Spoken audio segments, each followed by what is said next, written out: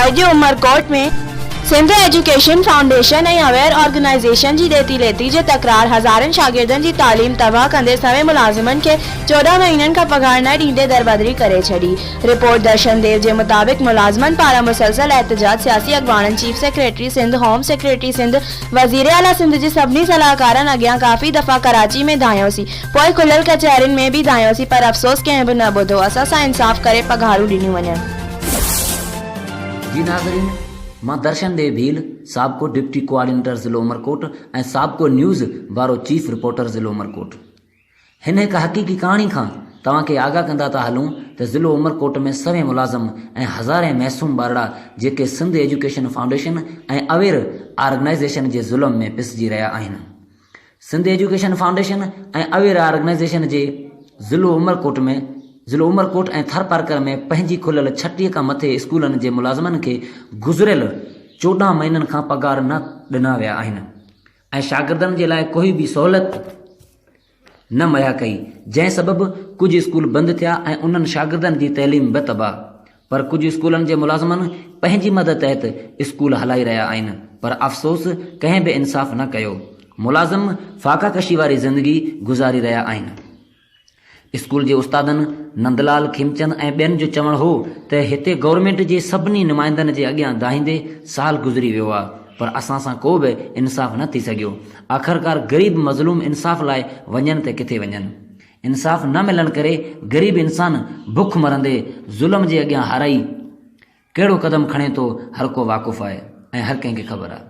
असां समाज सुधारक गवर्नमेंट सिंध खे, सीएम सिंध खे गुज़ारिश कयूं था त असां सां इंसाफ़ कयो वञे। अदा तव्हांजो नालो? असांजो नालो नंदलाल।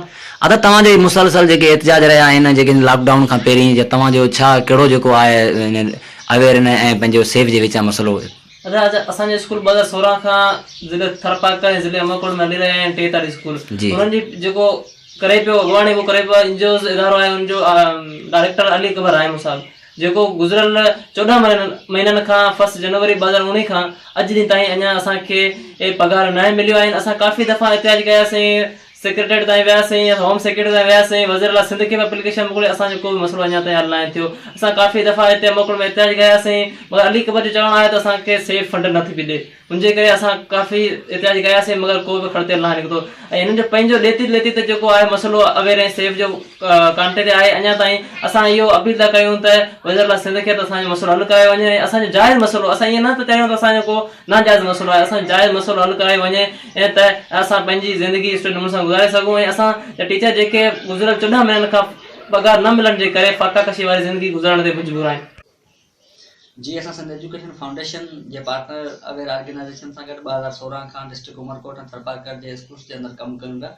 अवेयर ऑर्गेनाइजेशन जा सिंध पार्टनरशिप सां जेके बि 36 स्कूल आहिनि उमरकोट ऐं जेको आहे डिस्ट्रिक्ट थरपारकर जे अंदरि, पर इहे ॿई इदारा जेको ॾेती लेती जे हिसाब सां पाण में जेको आहे सो ठाहिनि न पिया। 2019 खां जनवरी 2019 खां जेको आहे सो सिंध एजुकेशन फाउंडेशन अवेयर खे फंड्स न आहिनि ॾिना ऐं अवेयर जेके असां मुलाज़िम हिननि 36 स्कूल जे अंदरि कमु कयूं पिया, असां मुलाज़िमनि खे 2019 जनवरी खां अॼु ॾींहुं ताईं 13 महीना गुज़री चुका आहिनि, असांखे पघारूं न ॾिनियूं।